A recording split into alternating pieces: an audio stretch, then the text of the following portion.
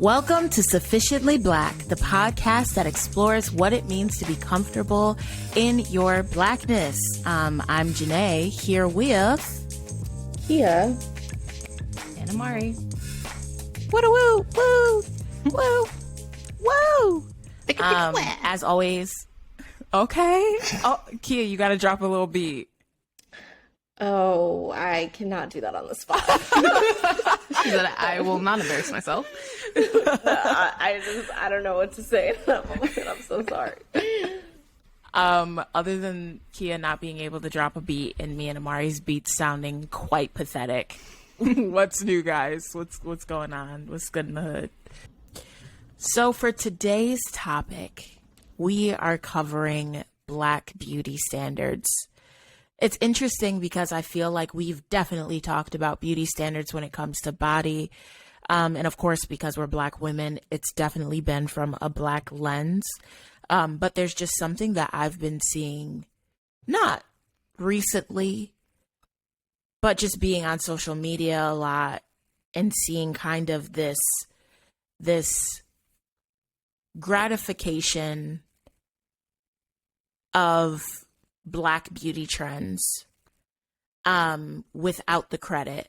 And of course, we know that that's a thing, but I feel like it's very subtle nowadays. It's like everyone and their mom has these long nails, and now it's like okay to have ridiculously long nails. And when I was a kid, that was just considered like ghetto. Same thing with hairstyles and makeup and all this other stuff. It's like things that used to be considered bad are now good. And we just wanted to, I don't know, talk about it, rap about it today. Yeah.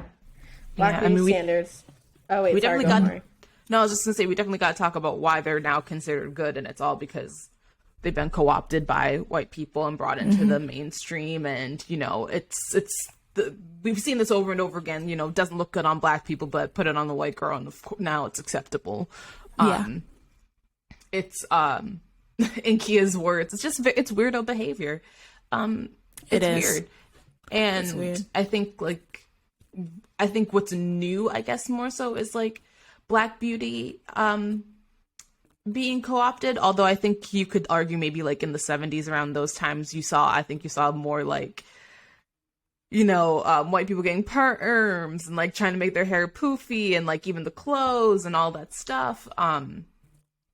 And I think when it all then, and we'll get into this later too, but I think we'll talk about like also now how Black beauty has also taken this weird direction and has implications, like historical implications about like being closer to white and racial ambiguity and all this stuff. But it's really definitely moved in that direction of like, racial ambiguity is the thing, like you can't look too Black and, you know, that kind of stuff. Yeah, I think it's like a certain type of Blackness, which we'll discuss. But you guys want to talk about like what are the beauty standards that are specifically like held up for Black people or like right now? Yeah. And people listening, like we want to hear what you think too. Because a lot of these ideas we just kind of like jotted down from our standpoint. And I frankly want to know if we're missing any. The ones that I put down. So like having a curvy body, but curvy being thick thighs and a slim waist. I feel like the idea type is the slim thick, you know, like you can't be too skinny and you can't be too big. You have to be that middle. And that's where you're like, ooh, she got a nice body. She fat. Anyway, the classic big butt, big lips, perfect curly hair or perfect coily hair, muscular. And I see this for both women and men. I think muscular is similar to the kind of slim, thick body type. And I think in Black men, there needs to be a certain amount of muscularness too. Big eyes. And then the rest are more superficial of like weaves, fake nails, long lashes. So those are some of the beauty standards that I thought about. One I would add, and I definitely think this has to do with like it's definitely with the cosmetic industry and plastic surgery is also the thin nose. People hate a wide nose. People definitely associate wide noses with blackness. And the first thing I've noticed from a lot of people, a lot of celebrities too, is like the minute they get money, their nose just gets like slimmer and slimmer and slimmer. I'm not judging you for what you want, but I definitely do think there is something tied to blackness and the nose. It's so funny because I just Beyonce's... Oh no, go. Sorry. No, I just realized. Oh, is there a delay? There must be a delay. There's definitely a delay. Okay. Anyway, on the nose point, I just realized that I have had trouble finding glasses that fit me correctly for years because I have a low nose bridge and wide set nostrils. So I always gravitate towards glasses like this, but then after a few months, they're sliding down my face because my nose bridge, frankly, is not tall enough or thin enough to support them. And it's just a little thing where it's like, wow, they even based glasses frames off of white faces. That's fucking insane. Not only do we have to worry about Band-Aids not being in our shade, pantyhose not being in our shade, I don't even know what else, you fucking name it. Now glasses, which so many people need. Wow. Ridiculous. I never thought about the glasses thing. That's really interesting. Yeah, it's just like everything is like centered around whiteness. And Janae, I think I know like a lot of the discussion like is big on TikTok, like because it's just like TikTok is a prime example of like white people stealing black trends and like profiting off it, which it's honestly it actually should be talked about more. Like I know it's talked about on Twitter, but like I don't know, it just gets me so angry when I see like a trend that's like clearly for black people. Like a prime example is like, you guys know that like Afrobeat song when they're like, you want to bum, you want to chill with the big boys. Yeah, when I go on that sound, why is the first fucking page all white people? Like shit like that pisses me off because it's like, yo, this song is clearly black people. It's clearly like a song about like Africa, and it's actually a song about like how like a dad is talking to his son and like going off to college and being like, you got to play smart, like you can't, you know, want to show off and all this stuff. So it has like implications, and it makes me so sad when like every time I want to just like see black people on the trend, it's like I gotta scroll 5 pages to see one black person. It's like, I know black people started this, and I know like it just boils my blood because I'm just like, damn, can we just like fucking have one thing? Like, why do you guys have to like center yourself in every goddamn trend? Like, oh my god, talk about fucking mayo. I don't know, like, God, it's so fucking annoying. Like, I hate it. Well, I think it's just like when you create the culture and you are the culture, like it's all going to get co-opted. Like there is no way like this is not going to continue to happen because like black people keep pushing the envelope for a lot of things. And when we're talking about social media, when we're talking about TikTok, when we're talking about black Twitter, all the stuff, like it's not gonna stop. I guess that kind of takes us to our next question or thought of like, what are some of the beauty aesthetics or trends that we see going around that can be attributed to black women? And I feel like there are so many. This goes in line with a TikTok I sent the gals earlier today. And it was this stitch of this more queer or femme presenting, we'll say boy, but I'm not sure if this person identifies as a boy, but for the sake of listeners to understand, we'll say boy.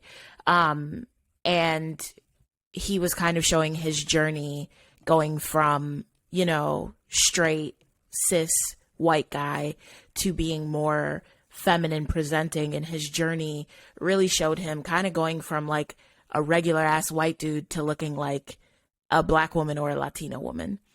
And then someone stitched the video saying that we see this so often with white women or gay men, where for them, freedom looks like co-opting Black women's style and dress and vernacular.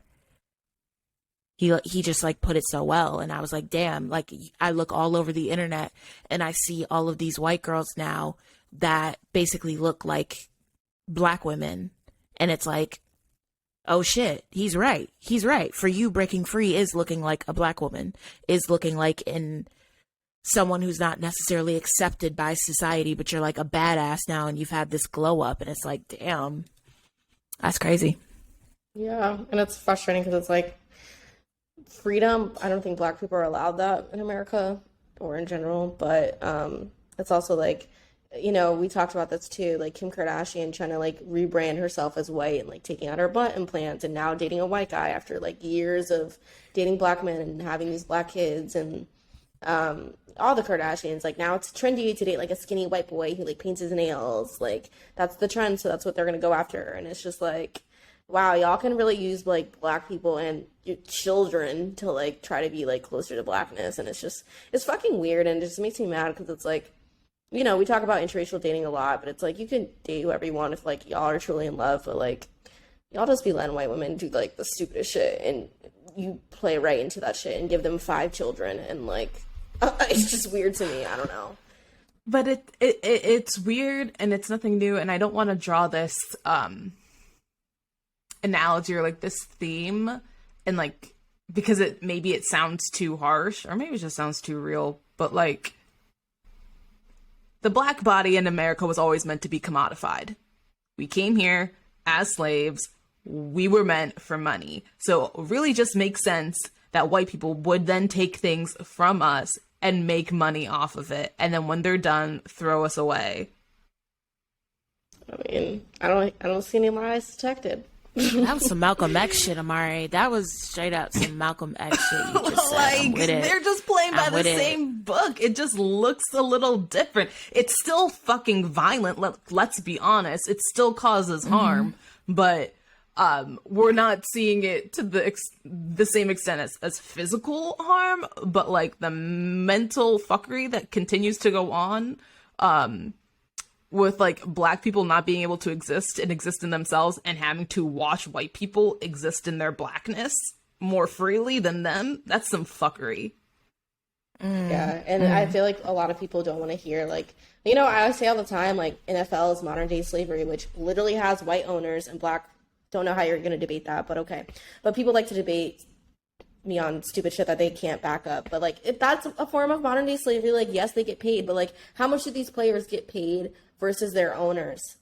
Do you know that gap? That's a big fucking gap, okay? And yes, slaves weren't paid. But I'm just saying, again, modern day slavery, like, that is a thing. And I feel like when people, like, you know, like to equate wealth to, like, you know, freedom, but it's like, yeah, it's nice to have money, but like, it's still like you're getting owned, you're getting traded. Like, I don't know. I feel like people don't like to hear where it's like there's still things about slavery in our modern, you know, world. They just like to be like, oh, that happened 400 years ago. Like, I mean, y'all can vote now. Like, whatever. The prison system, like, there you go. You mean to tell me police all officers, these people are Black and brown people and they're doing labor and not getting paid in the system, and a lot too many people are in the prison system who were not fairly who are not given like a fair trial? There you go. Again, modern day slavery. Let me ask you guys a question real quick. What do you guys think about the word ghetto nowadays? I'm not gonna lie to you, and I have used the phrase, but I use it because anyone can be ghetto. My problem with the term ghetto is that it has been unfairly associated with Black people, with, you know, poor people when we're talking about this stuff. I've been in a lot of situations with white people, and that shit's ghetto. It's not organized. I don't know what's happening. Shit's shady. To me, like, so if we're gonna use the word, use it fairly, but I don't like how it's been disproportionately associated with Black people and Black things. I think that's my true. issue. I always try to use Ghetto, I guess, I don't really know I don't really use the terms. Sometimes I'll joke with like my parents and be like, damn, y'all ghetto, but like we're black, so like shut the fuck up. But I feel like I try to use it like with white people just to like flip it on their heads and be like, y'all can be ghetto, and y'all mostly are. But like a prime example is Elon Musk, and I will fucking die on this hill. That nigga has 8 kids with a lot of different women. He just had another fucking kid this week. That is ghetto. Okay. And a lot of people will dismiss that because he is a prominent, owner of this billion-dollar company or whatever. That's ghetto. You have 9 goddamn children. A lot of people will be like, that's okay. He can afford them. Kids need more than money. Newsflash. I know men don't fucking think like that, but you need a father there and you have 4 fucking baby mamas or whatever. That shit's ghetto. And I'm going to fucking keep saying Elon Musk is ghetto. Because it is. Amen. And I just feel like a lot of people fucking excuse it, and that shit pisses me off. Like, you got just as many babies as Future. Both of y'all niggas are ghetto, okay? So I say I like the word, but like use it fairly, and that's a prime example. I asked the question because in thinking about this episode, for me, it really came up that as a kid, and I do not think that we used the word ghetto the way that we used to a decade ago, right?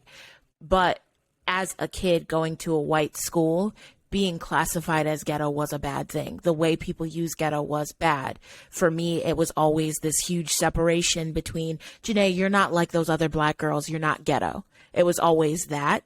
And that gave me a kind of negative connotation with the word ghetto and always made me feel like, oh, I don't want to be ghetto, and ghetto was a very narrow thing of,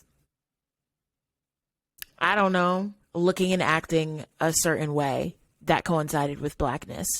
And I think in writing this, I kind of realized that there is a lot of classism in that feeling. There's a lot of internalized racism. So I just wanted to bring up that, like, that was definitely a thought for me, this fear of if I wear a weave and have fake eyelashes and long nails, I'm going to look ghetto. And now that trend is in. And that's a multi-layered thing because this fear of looking ghetto is really internalized racism. Right, but you still run the risk of applying those beauty standards to yourself or those beauty features to yourself and still being considered ghetto, despite them still being mainstream.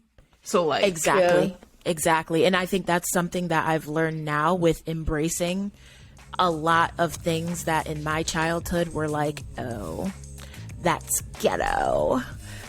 Just embracing those things and knowing that the people who thought of me a certain way before I did those things are going to think of me a certain way after I do those things. And it doesn't matter. That's such a good point.